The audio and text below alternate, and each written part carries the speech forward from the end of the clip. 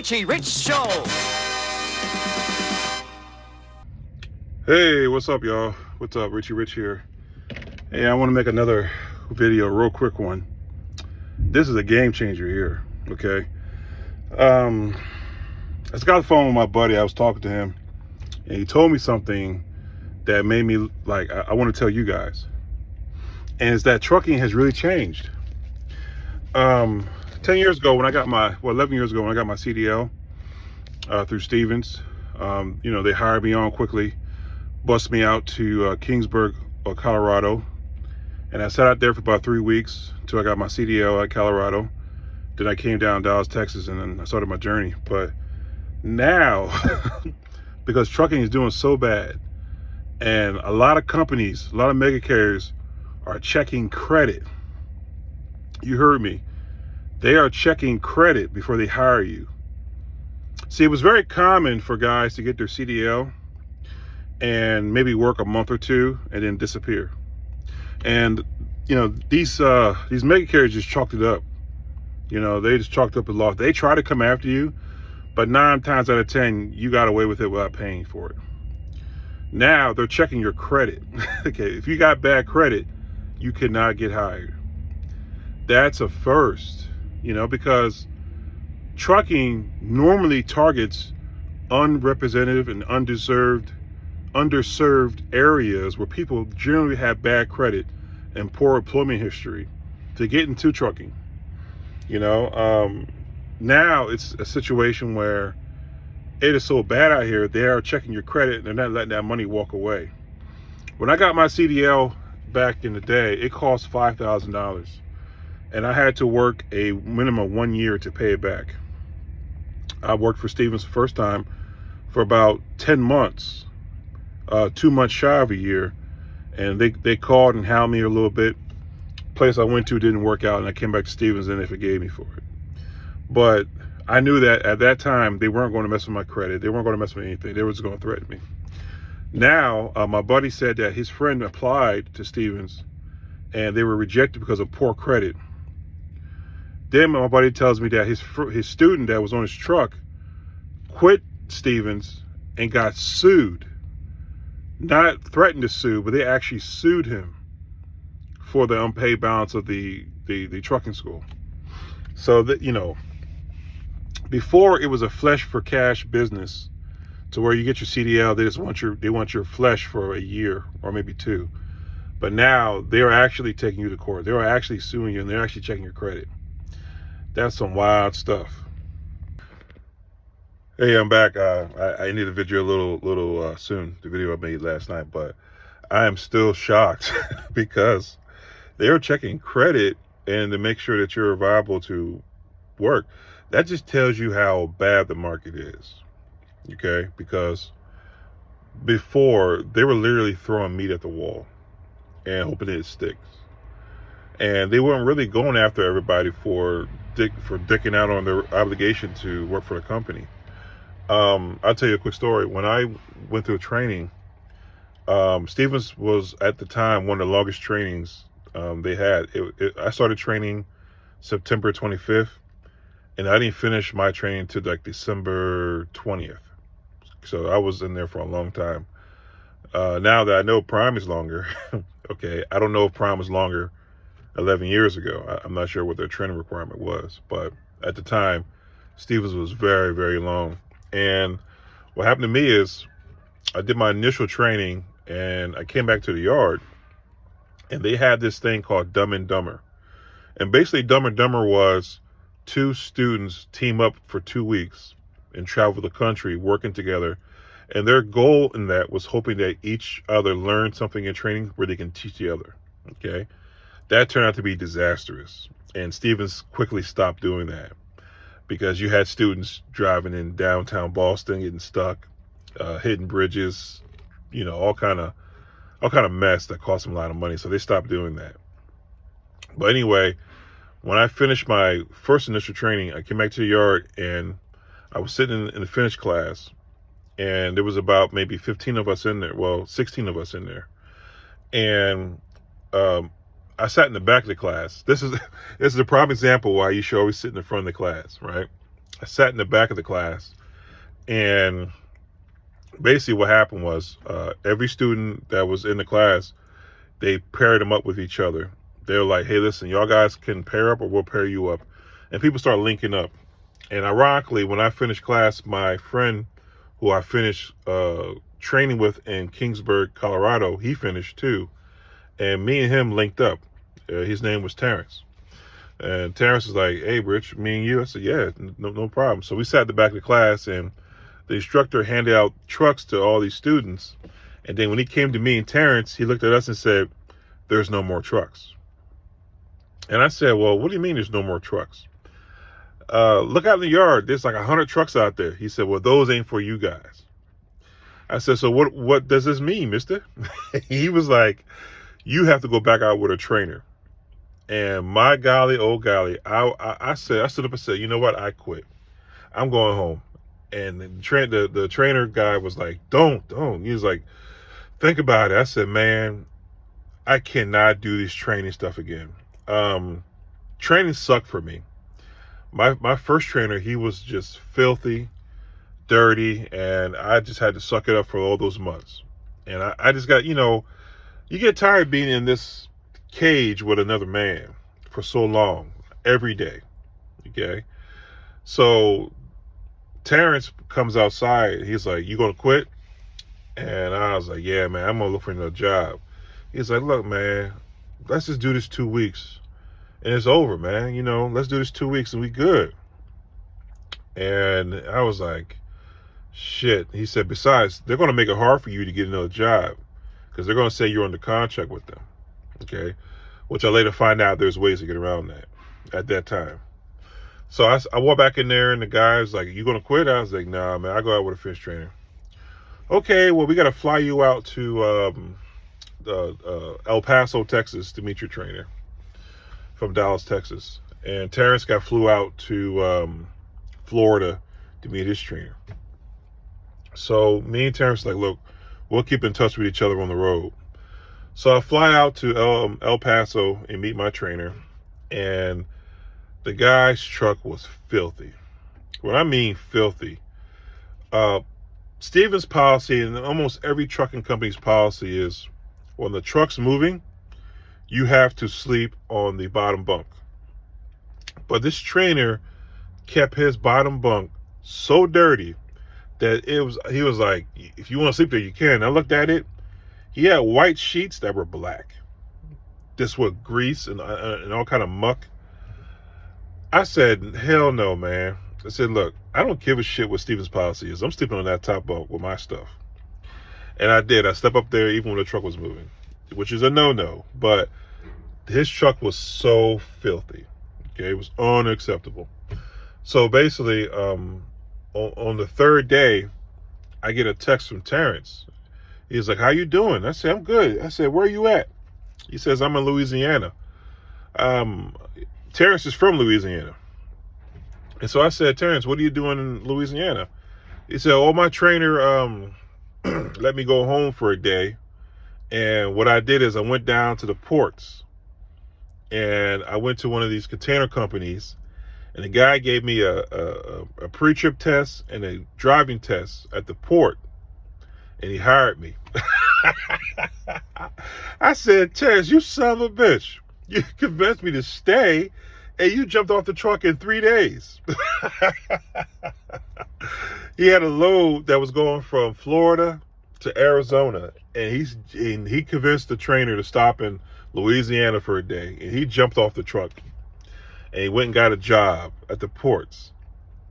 I was like, he's like, look, good luck to you, man. Let me know how it turns out for you, Rich. So I stayed with this trainer for almost 3 weeks. And, we had our ups and downs. We got into arguments out there. I don't know if I told you, I almost put hands on him one time because he had a strict no phone policy. And I was on the phone because I had a family emergency while I was driving. But, that sucked. That was awful. And, I just hung in there. And then before you know it, we had a load that was going from California to Landover, Maryland, a Whole Food load. And we picked up in California and we're busting ass. I got a call from the counselor at Stevens. And the counselor says to me, "Hey, Rich, oh, it looks like you're done with your hours and your requirements. Your next load, you can come to the yard and get your truck." I said, so you're telling me I'm finished? She said, "Yeah, you're done." So I didn't tell him that. What I did is, when we were in Albuquerque, New Mexico for a 10-hour break, I told him, I said, "Listen, man, they told me I'm done and I'm going home." And I was like, "I'm going to catch a plane." So we parked at the Flying J in Albuquerque. And the next day, I got a hotel room. And the following day, I caught a flight home. The counselor in the training department told me, she says, "If you're on a load and he needs you, you have to stay." I didn't give a shit if he needed me or not. I didn't even tell him that part. I said, "I'm gone." Okay, once you told me I was done, I was gone. And I went home and I stayed home for like 8 days. I mean, I needed to purify myself because this truck was so filthy. And he was a smoker. And I specifically requested a non-smoker. But we also used to have a driver planner at Stevens named Randall. He's an older gentleman. I don't know if he's still alive or not. But Randall was very hardcore, very old school trucker. And his idea was like, "Look, you have to tough it out. Okay? I don't give a shit if he smokes or he, whatever he's doing, you have to stay on his truck. Because if I bring you back here, you're going to sit for 3 weeks. So you better tough it out." That was his thing, of kind of keep costs low and just be hard. Okay? And it worked because I was not trying to jump off that guy's truck. I was trying to finish my process. So to say this is I worked for Stevens initially for about 10 months. And I left for a month. They hounded me a little bit for the fee of the CDL. But the company I went to, the money wasn't good. And I came back to Stevens. And then I abstained for a few years. But, the truck industry is so bad now that they're now limiting access for people to come into this place. Okay? If you don't have good credit, which a lot of people don't, or you have no credit, which is better, you can't get your CDL with this company. Okay? I'm sure a lot of companies will follow suit for that because, CDL prices have gone up. I've heard that CDLs now cost as much as $10,000. Okay? For that 3-week course. Companies are losing millions of dollars. So they have to protect their investment. And their investment is your flesh, But I just thought that I'd come on here and tell you guys that, times has changed. Before, like I told you, Stevens told me I was hired before I really was hired. They just sent me out to Colorado. And they were hoping that my meat stuck to the wall, and it stuck for 11 years, luckily. But other folks, they end up, I remember one guy. So I went to Kingsburg, Colorado for my CDL training, right? And there's this one guy who was from Colorado. We were in class all 3 weeks. We graduated the same day, but he decided to drive his car from his house in Colorado to the training facility. Well, on his way to the training facility, he got into an accident. He claimed somebody hit him or whatever, but his insurance company reported the accident immediately. Okay. We went down to Stevens Transportation. We're sitting in class. The instructors walked up to him and pulled him into the hallway. Next thing I know, he comes back into the classroom. He's like, "Hey, I just got to let go." And we're like, "Well, what the fuck for?" He was like, "Well, because I had an accident. And they just don't want me to be working with that accident so close." There was a point that Stevens used to be extremely hardcore and firing people. And if they fired you, you're not on the hook for that. I mean, you are on the hook legally, but they never really went after you for that CDL cost. Okay? And I remember going down from Kingsburg, and all the schools in the country were coming down to Dallas, Texas for orientation. And there were probably about 115 people in that class. Well, by the end of that, about 40 people got gone. I mean, I was nervous sitting in that orientation class at Stevens originally because they were just letting people go for anything and everything.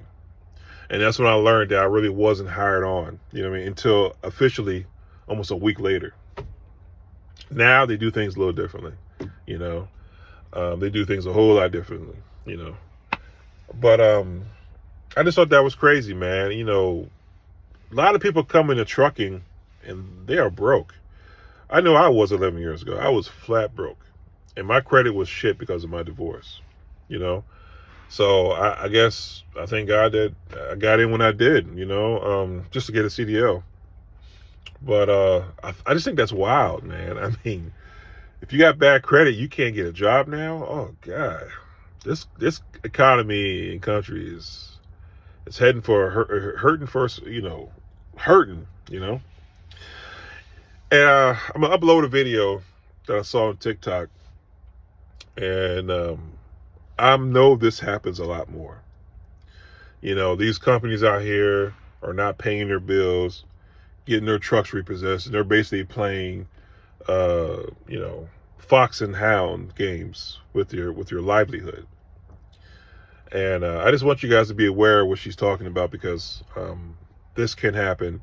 You have to be careful who you work for nowadays, because a lot of these owner ops and a lot of these companies are not paying their bills. And because of that, the trucks are on the repo list, and you could be in the truck stop taking a shower and come out and your truck is gone because it was repo, because the owner of the company is scrunching for money. And the sucky part is there's really nobody out here to get our backs, because of certain laws were passed that they can leave you stranded. They can. I have seen a lot of stranded truck drivers out here in my time. I saw one a couple weeks ago in Iowa. Okay, he was stranded. That's a nightmare that I always have out here, because it's really cruel out here. Okay, I mean, once you get out the populations, it gets very rural out here, and it's just you and the coyotes. So peace and love, and I'll talk to y'all later. Richie Rich out. Company's got 20 trucks on a repo list, and they don't want to tell any of the drivers because the owner wants to roll them until the repo man finds them. Guess whose problem it's going to be then? Yours. It's your problem, because there is no requirement that a company get you home. There's no requirement that a company even pay you. So good luck with that. As these companies go under, there's no requirement for them to do anything but scramble to stay alive. If you're a company driver right now and your fuel card gets turned off and they want to start paying with Zelle for fuel, that's a red flag. Get the hell out of there. Your paycheck started coming from Zelle? No, get out of there. Company wants you to check in under a different name? No, get out of there. They told you to pay for the maintenance bill and they're going to pay you back? No, get out of there. One thing is for sure in trucking, and I'm going to tell you this right now. Your safety is your responsibility. You were exempt from the Fair Labor Standards Act by the Motor Carrier Act. Okay, so don't expect the Department of Labor to help you. Don't expect the Surface Transportation Board to help you. Don't expect your congressman to help you. Nobody is going to help you. So if you're in one of these companies where things are a little shaky right now, I'm going to give you some really good advice. Refuse loads that go anywhere Uber or public transportation is not. Another piece of sound advice, do not carry more than you need with you in this truck. It's not your house. If you're not sure about the company that you're with and you've got your sleeper decked out like a dorm room, just remember you can only carry so much on a flight. I hate to talk to you like this, and I hope that everything goes good with you. But hey, watch your back.